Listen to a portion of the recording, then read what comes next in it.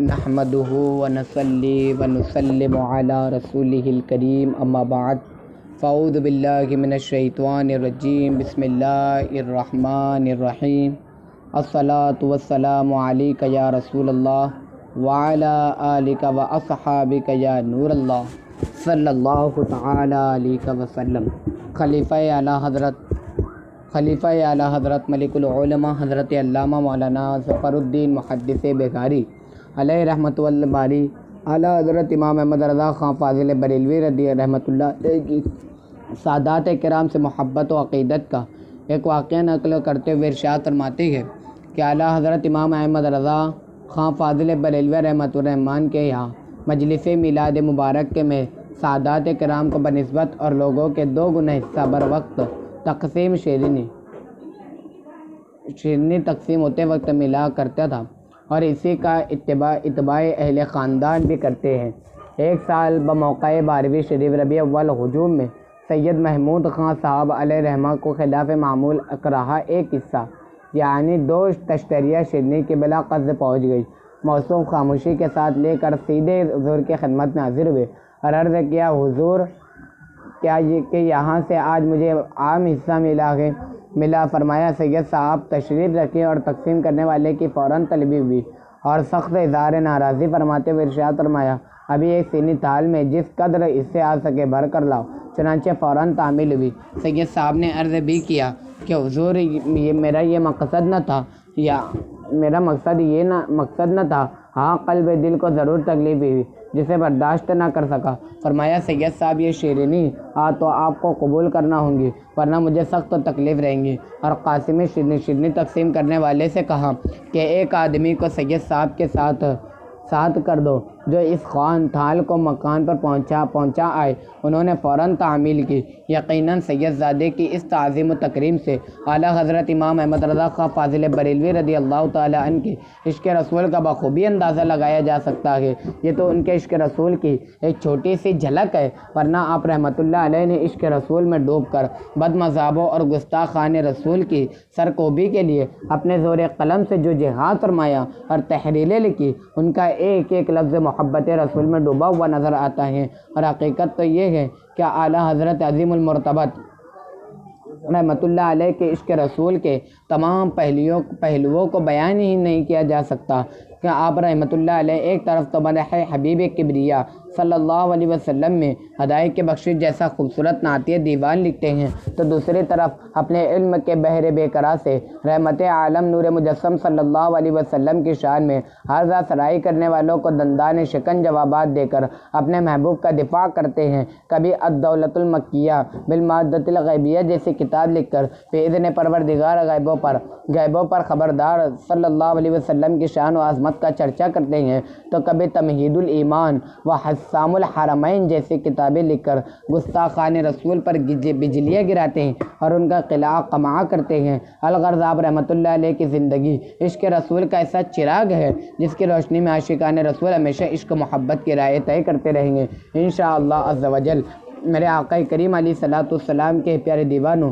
جس طرح محبوب کے دوستوں سے محبت کرنا محبت کی علامت ہے، اسی طرح اس کے دشمنوں سے عداوت رکھنا، ان سے قطع تعلق کرنا بھی محبت کی واضح نشانی ہے۔ ایسا نہیں ہو سکتا کہ کوئی شخص کسی سے سچی محبت بھی کرے اور اس کے دشمنوں کو بھی دوست رکھے، اور پھر یہ تو عام دنیاوی محبت کی علامت ہے۔ البتہ جہاں تک تعلق ہے اس بندہ مومن کا کہ جس کی محبت کا مرکز ہی اللہ عز و جل اور اس کے پیارے محبوب علیہ الصلوۃ والسلام کی ذات ہو، تو اس کی شان ہی یہ بیان کی گئی ہے کہ وہ ایسے لوگوں سے ہرگز دوستی نہیں کرتا جو اللہ اور اس کے رسول صلی اللہ علیہ وسلم کے احکامات کی مخالفت کرے، جیسا کہ ارشاد باری و تعالیٰ ہے، لا تجد قوما یؤمنون باللہ والیوم الآخر یوادون من حاد اللہ ورسولہ ولو كانوا آباءهم وابناءهم واخوانهم او عشیرتهم۔ تم نہ پاؤ گے ان لوگوں کو جو یقین رکھتے ہیں اللہ اور پچھلے دن پر کہ دوستی کرے ان سے جنہوں نے اللہ اور اس کے رسول سے مخالفت کی، اگرچہ وہ ان کے باپ یا بیٹے یا بھائی کنبے والے ہوں۔ صدر الفاضل حضرت علامہ مولانا سید محمد نعیم الدین مراد آبادی علیہ رحمۃ الحاد اس آیت مبارکہ کے تحت فرماتے ہیں کہ مومنین سے یہ ہو ہی نہیں سکتا اور ان کی یہ شان ہی نہیں، اور ایمان اس کو گوارا ہی نہیں کرتا کہ خدا اور رسول کے دشمن سے دوستی کرے۔ مزید فرماتے اس آیت سے معلوم ہوا کہ بد دینوں اور بد مذہبوں اور خدا اور رسول عز و جل صلی اللہ علیہ وسلم کی شان میں گستاخی اور بے ادبی کرنے والوں سے معدت و اختلاط محبت و میل جول رکھنا جائز نہیں۔ چنانچہ حضرت سیدنا ابو عبیدہ بن جراح رضی اللہ تعالی عنہ نے جنگ احد میں اپنے باپ کو قتل کیا، اور حضرت ابو بکر صدیق رضی اللہ تعالی عنہ نے روز بدر اپنے بیٹے عبد الرحمن کو مبارزت لڑائی کے لیے طلب کیا، لیکن رسول اکرم صلی اللہ علیہ وسلم نے انہیں اس جنگ کی اجازت نہ دی، اور مصعب بن عمیر رضی اللہ عنہ نے اپنے بھائی امام عبداللہ بن عمیر کو قتل کیا، اور حضرت عمر بن خطاب رضی اللہ تعالی عنہ نے اپنے ماموں معاذ بن ہشام بن مغیرہ کو روز بدر قتل کیا، اور حضرت علی بن ابی طالب و حمزہ و ابو عبیدہ رضوان اللہ تعالی اجمعین نے ربیعہ کے بیٹوں عتبہ و شیبہ کو ولید بن عتبہ کو بدر میں قتل کیا، جو ان کے رشتہ دار تھے۔ خدا اور رسول پر ایمان لانے والوں کو قرابت اور رشتہ داری کا کیا پاس، ان کے دشمن کو اگر تو نے نہ سمجھا دشمن، وہ قیامت میں کریں گے رفاقت نہ رفاقت تیری، ان کے دشمن کا جو دشمن نہیں، سچ کہتا ہوں دعویٰ بے اصل ہے، جھوٹی ہے محبت تیری، بلکہ ایمان کی پوچھے تو ہے ایمان ہی، ان سے عشق ان کے عدو سے ہو عداوت تیری۔ میٹھے میٹھے اسلامی بھائیوں، حقیقت یہ کہ عاشقان رسول کے لیے صرف یہی بات کافی نہیں کہ رسول پاک صاحب الولاق صلی اللہ علیہ وسلم کے دشمنوں کو دشمن جانے، بلکہ ان سے دشمنی کے ساتھ ساتھ ان کی تہذیب اور رسم و رواج سے بھی کنارہ کشی اختیار کرنا لازمی ہے۔ صحابہ کرام علیہ رضوان کے طرز عمل سے یہی بات ثابت ہوتی ہے کہ انہوں نے اس چیز کو ٹوکر مار دی جسے محبوب دو جہاں سرور عالمیان صلی اللہ علیہ وسلم نے ناپسند کیا تھا، مگر افسوس آج کل کے مسلمانوں کو نہ جانے کیا ہو گیا ہے کہ اپنے محبوب آقا صلی اللہ علیہ وسلم کے دشمنوں کے طور طریقوں پر عمل کرنا باعث فخر سمجھتے ہیں۔ ذرا سوچئے، عشق رسول کے دعوے دار آخر کس روش پر چل پڑے ہیں؟ ناموں سے رسالت کے رکھوالے دن بدن فرنگی تہذیب کی بد تہذیبی میں کیوں رنگتے چلے جا رہے ہیں؟ جو لوگ ہمارے پیارے نبی مکی مدنی آقا صلی اللہ علیہ وسلم کی شان میں گستاخیاں کرتے ہیں، ہم انہی کے متوالے کیوں بنتے جا رہے ہیں؟ دختران اسلام نے حیا کی چادر کیوں اتار پھینکی؟ نوجوانان اسلام کی نگاہوں سے حیا کیوں رخصت ہو گئی؟ اپنے آپ کو غلامان مصطفیٰ کہلانے والے سیرت مصطفیٰ اپنانے کے بجائے دشمنان مصطفیٰ کے طور طریقوں پر کیوں عمل کر پیرا ہے؟ کیا یہی ہے ہماری محبت؟ کیا عاشق صادق بھی محبوب کے راہ پر چلنے سے شرماتا ہے؟ نہیں، ہرگز نہیں۔ ارے یہی راہ ہے تو اس کے لیے سرمایہ حیات ہے، لہٰذا ہوش میں آئیے، گفتار کے نہیں کردار کے غازی بن کر دکھائیے، غیروں کی محبت دل سے مٹائیے اور اس ذات کی حقیقی محبت دل میں بسائیے جس کے نور نے دنیا کے اندھیروں میں اجالا کر دیا۔ حضرت محمد مصطفیٰ صلی اللہ علیہ وسلم کے ہو جائیے، ساری دنیا آپ کی ہو جائیں گی انشاءاللہ۔ کی محبت سے وفا تو نے تو غم تیرے ہیں، یہ جہاں چیز ہے کیا لوح قلم تیرے ہے۔ اس پرفتن دور میں تبلیغ قرآن و سنت کے عالمگیر غیر سیاسی تحریک دعوت اسلامی ہمارے لیے ایک عظیم نعمت ہے، جس کی برکت سے ہم اپنے تاریخ دلوں میں عشق مصطفیٰ کی شمع جلا سکتے ہیں۔ الحمدللہ عز و جل دعوت اسلامی اعلیٰ حضرت امام محمد رضا خان علیہ رحمۃ الرحمان کی تعلیمات سے مستفید ہونے والی دنیا اسلام کی وہ عظیم تحریک ہے جو قرآن و سنت کی راہ پر چلاتی، عشق رسول سے دلوں کو گرماتی اور صحابہ کرام اہل بیت اعظام رضوان اللہ تعالی اجمعین کی محبت کے جام بھر بھر کے پلاتی ہے۔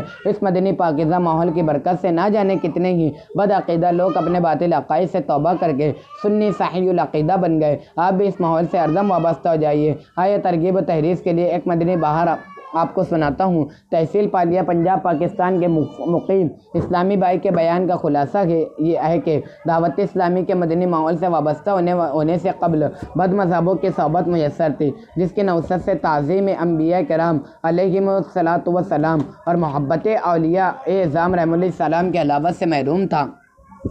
عاشقان رسول اور غلامان اولیاء سے اس قدر نفرت تھی کہ میرے چچا جان جو کہ اہل سنت والجماعت کے عالمگیر تحریک دعوت اسلامی کے مشکبار مدنی ماحول سے وابستہ تھے، جب کبھی وہ ہمارے گھر آتے تو میرے اندر نفرت کی آگ بھڑک اٹھتی، انہیں حقارت بھری نظروں سے گھورتا اور ان سے بات چیت کرنا بھی گوارا نہ کرتا۔ شاید اسی طرح میری زندگی کی شام ہو جاتی اور کل بروز قیامت حسرت و ندامت کا سامنا کرنا پڑتا، مگر مجھ پر میرے رب عز و جل کا کرم ہوا اور کسی کام کے سلسلے میں مرکز الاولیاء لاہور چچا جان کے گھر جانا ہوا۔ ایک دن انہوں نے دعوت اسلامی کے ہفتہ وار سنتوں بھرے اجتماع میں شرکت کا کہا، نہ چاہتے ہوئے میں انہیں منع نہ کر سکا اور اجتماع میں شریک ہو گیا، مگر یہاں بھی میری آنکھوں پر بندھی نفرت عداوت کی پٹی نہ کھل سکی۔ قسمت میں چونکہ بدمذوق کے چنگل سے چھٹکارا اور عاشقان رسول کی صحبت لکھی ہوئی تھی، اس لیے ایک دن مدنی ماحول سے وابستہ ایک اسلامی بھائی سے ملاقات ہو گئی۔ انہوں نے انتہائی شفقت بھرے انداز میں مجھ پر انفرادی کوشش کی اور مجھے راہ خدا عز و جل میں سفر کی ترغیب دلائی۔ نہ جانے ان کی باتوں میں کیا اثر تھا، میں نے ہاتھوں ہاتھ 30 دن کے مدنی قافلے میں سفر